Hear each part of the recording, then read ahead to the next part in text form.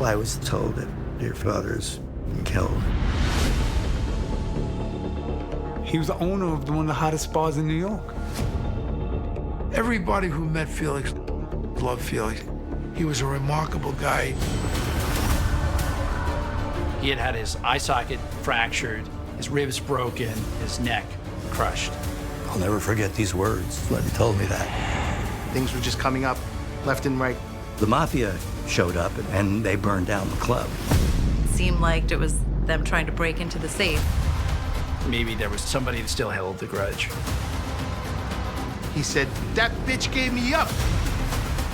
It's just up for everybody.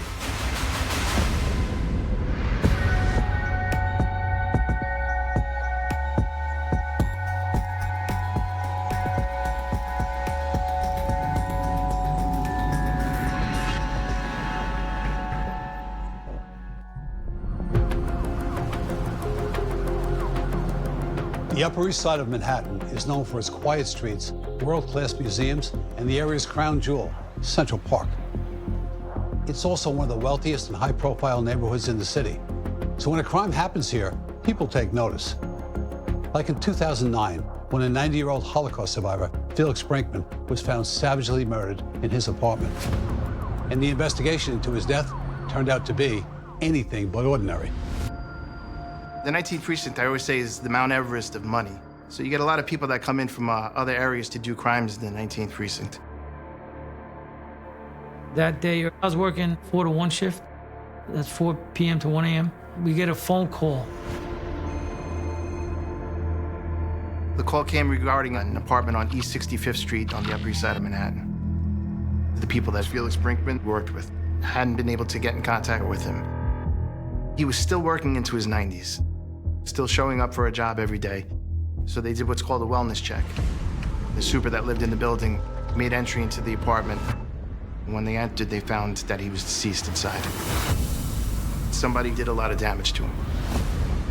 Myself and Danny Corcoran was my partner, and we responded. This was a doorman building, so it would have been difficult for somebody to get in there and do this without being seen or without being invited inside. There's a ton of activity there already. Police, EMS, and then we go into the building. Detectives make their way up to the 4th floor. You walk right in the apartment, wind up in a little living room, and then to the left of that is the bathroom, and then to the right of that is Felix Brinkman's bedroom. Brinkman is still there in the bedroom on the floor. He was laying face down. He had a sheet wrapped around his head and neck area and then tied to his hands behind his back. He wasn't bleeding really, but he's got some marks around his wrist and he's got some marks around his neck. It appeared he had been beaten. He had injuries to his face, as I recall. But we didn't find anything at the scene